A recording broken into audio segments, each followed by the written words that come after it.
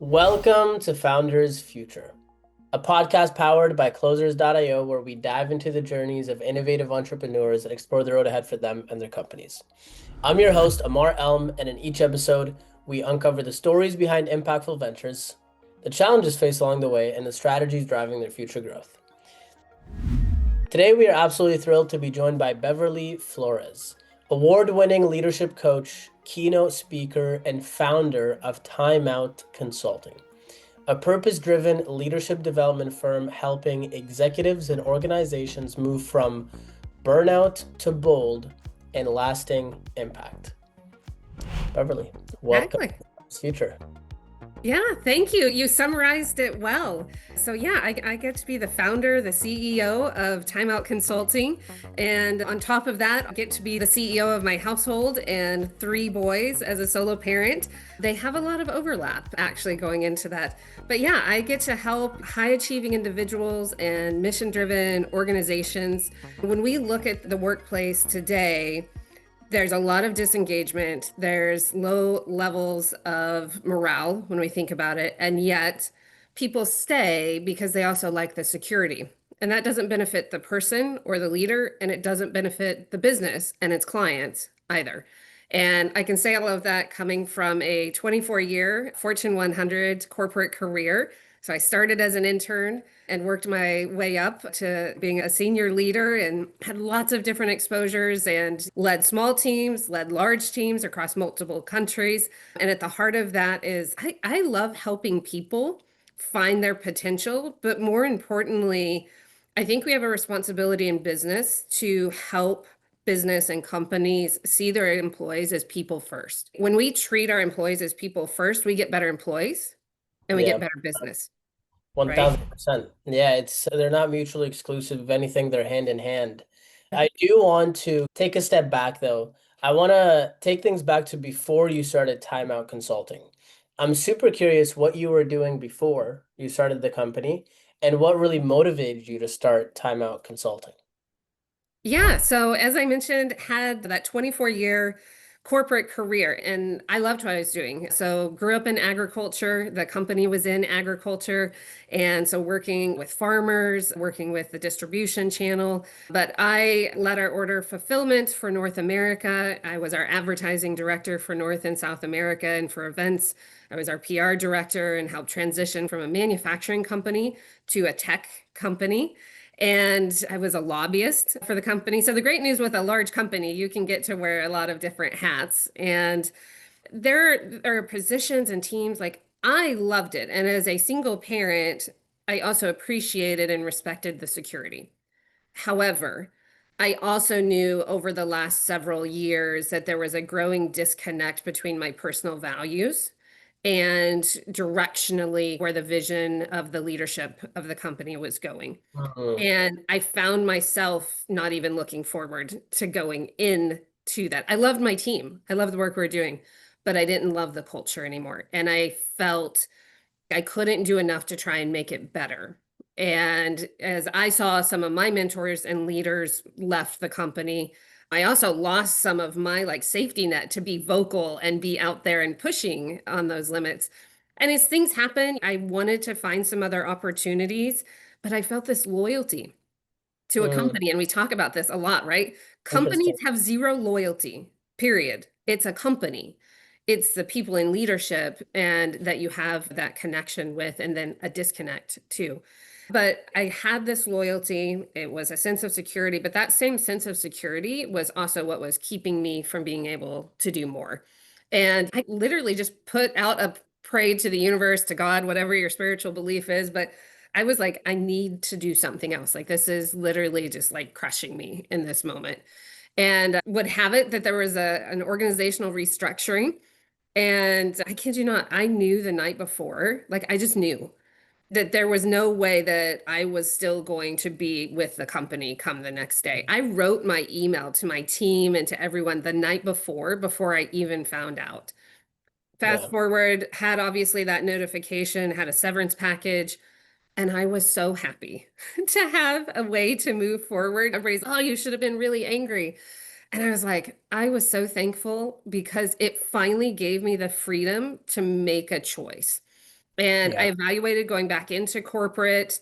And for me, what I kept getting back was just this innate desire to align with my purpose, which I love helping people.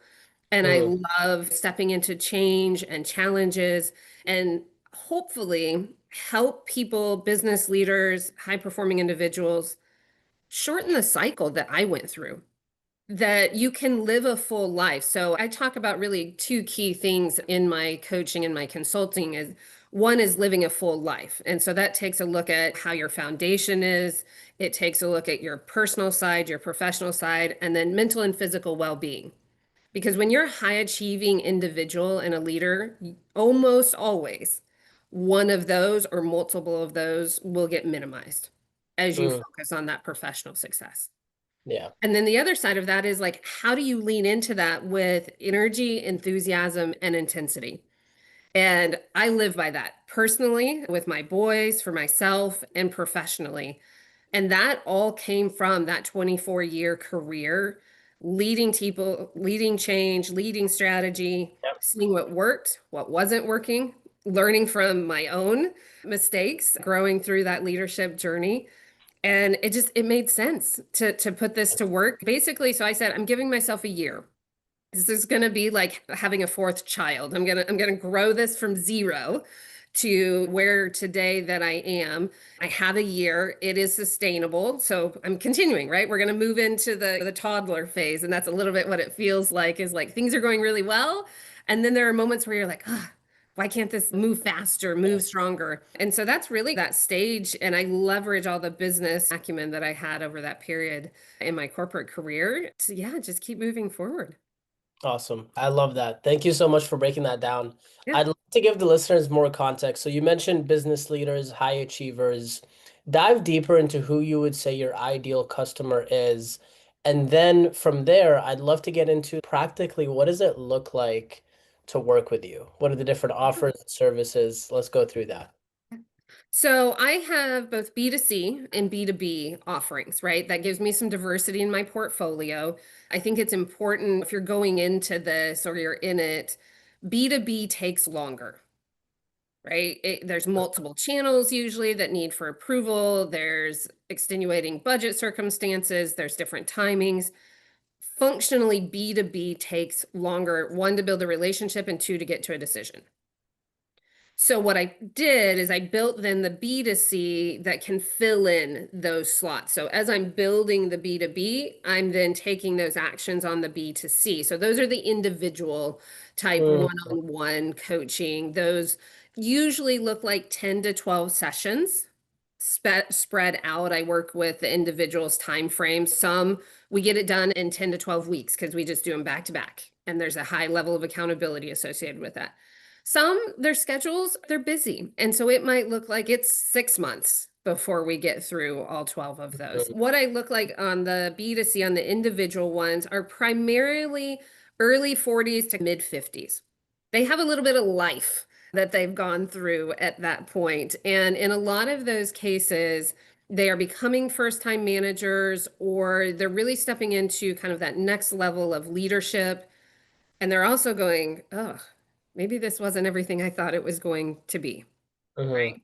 And there's a lot more time requirements. And I always laugh when someone tells me, oh, I want to manage people. And I was like, that's because you haven't managed people yet that you say that. It is one of the most comprehensive responsibilities that you can have to manage a team if done correctly.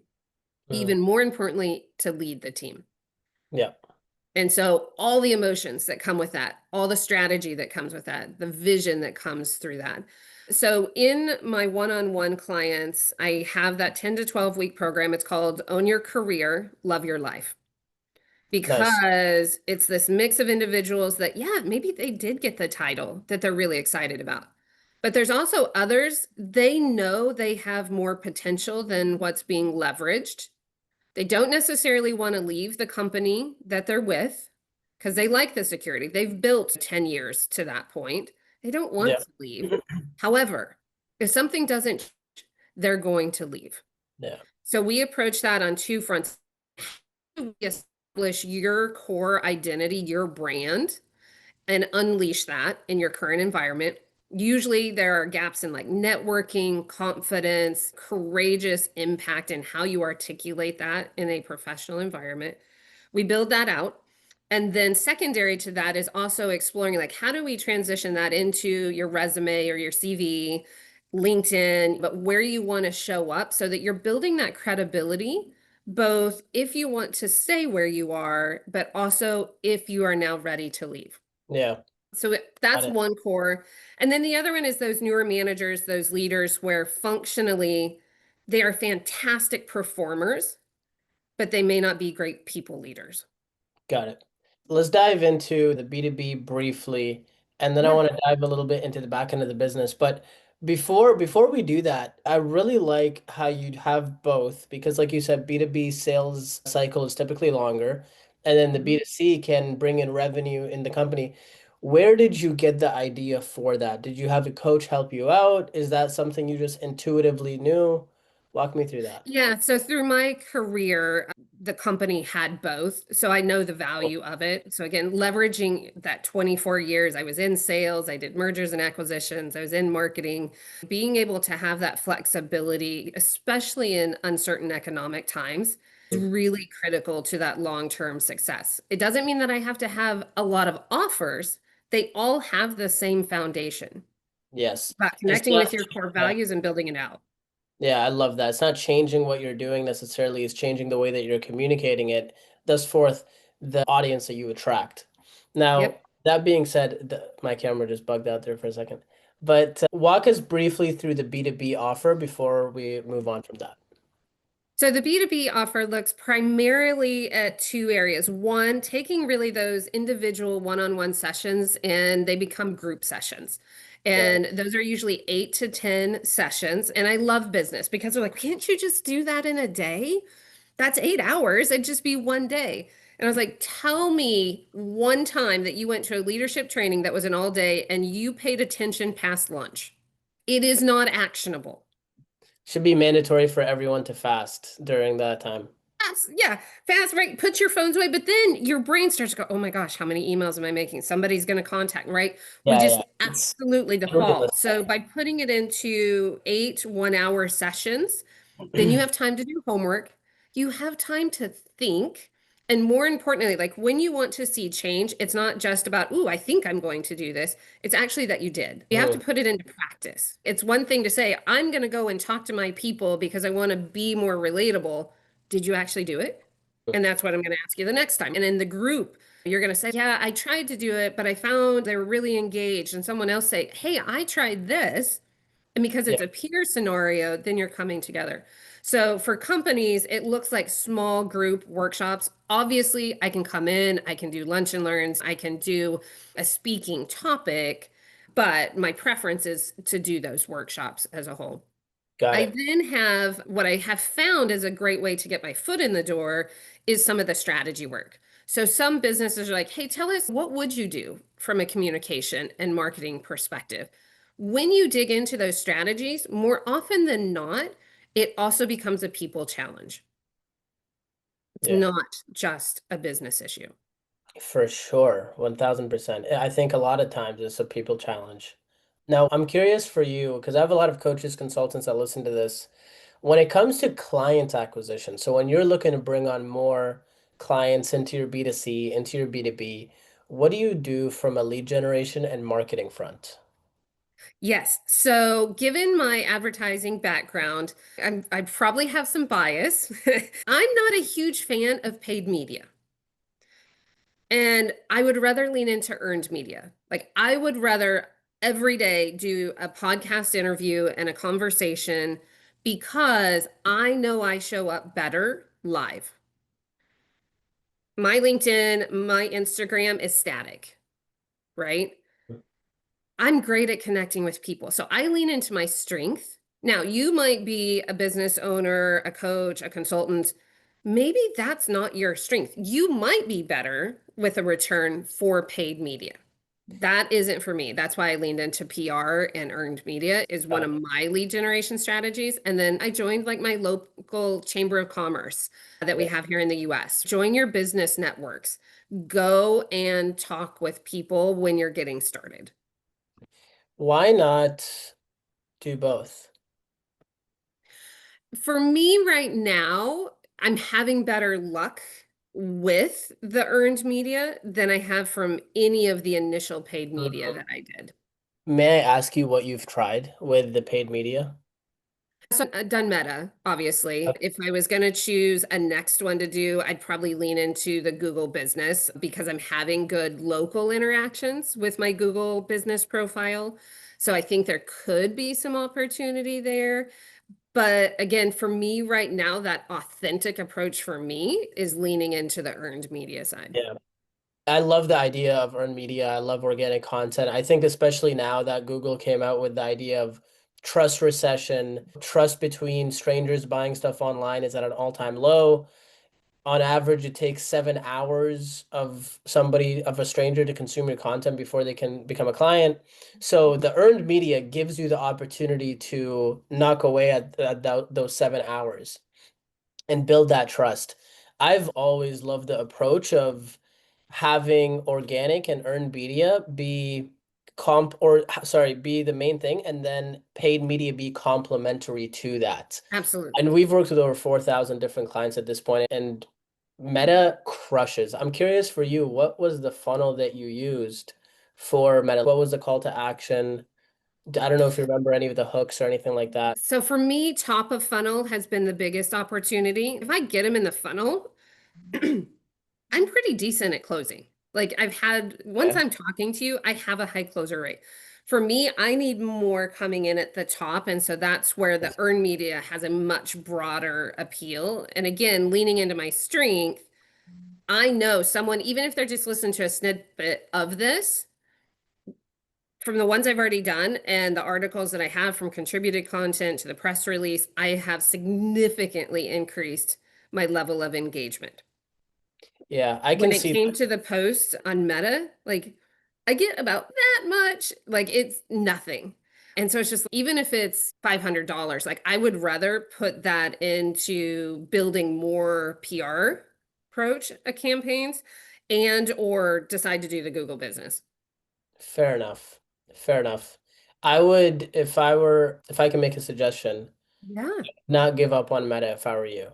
Yeah. Just maybe tweak the approach a little bit because I've seen, like, there's this one leadership coach I can think of. Her name's Brittany Quinn. And you two are very similar because you're very well spoken, which is why I can see the earned media does very well for you. But she got to 250K a month with paid media and with like Nice. ads specifically. So Yeah. it's don't give up on it, is what I'm saying. Yeah, exactly. Exactly. Now, with that being said, I'm curious, what is your vision? If you were to think of targets, milestones, where you're looking to take the company over the next few years, what does that look like? For me, I would love to get to a position where I'm bringing on more coaches. The capability to connect with people. So I coach men and women. I'm not specifically focused on women.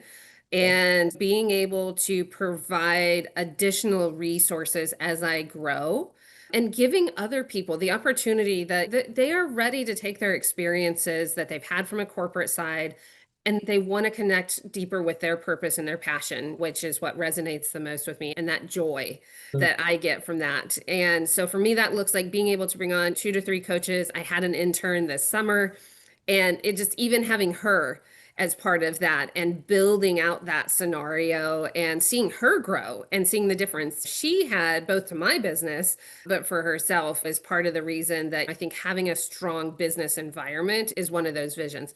For me personally, my boys and I love to travel internationally. And that there is that personal side of it, right? I want to be able to have that freedom, obviously, to travel to support my family. My boys joke when I started, and they're like, "Do you think you can make $1 million?" That's their context of success in a sense. And I Yeah, love that, right? So, how we qualify and quantify success has both a financial component and it also has a personal component. And so as I'm growing that right now, it's obviously to get back to that stable level long term that I had from a corporate perspective. But the other side of it is my boys are 22 and twins that are 15. My nice. 15-year-old started their own business and for lawn care. They were asked in their school newspaper because they started it this past spring. And so they were asked, why did you start this? And they said, we saw our mom start her own business and take the chance to believe in herself. Wow, We just figured we would too. that's awesome. That is far worth more than any corporate bonus I ever received. Yeah, That's my why. yeah. That's that's so sweet. I love that. That's a great story. What is the best way for people to reach out to you to work with you? Yeah, so there's two simple ways. The first one is even if you are a coach and consultant right now, please don't forget to take care of your own energy, especially when you're working with clients, right?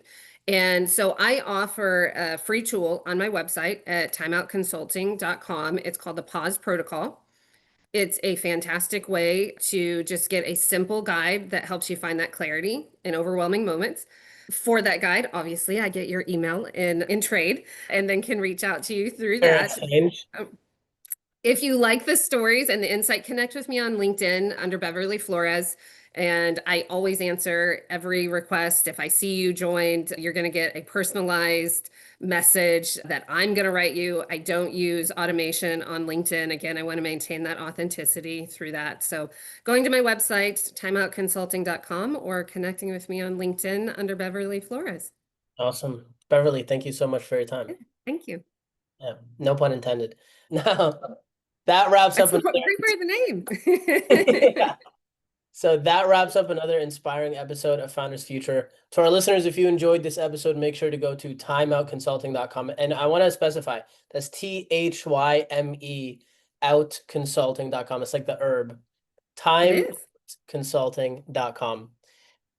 And if you are a business owner, specifically a coach, consultant, or agency owner, and you're really looking to scale your business and you want to enhance your sales and marketing efforts, visit closers.io to hop on a call with our team and discover how we were able to go from zero to $30 million in less than 3 years and how you can implement similar strategies.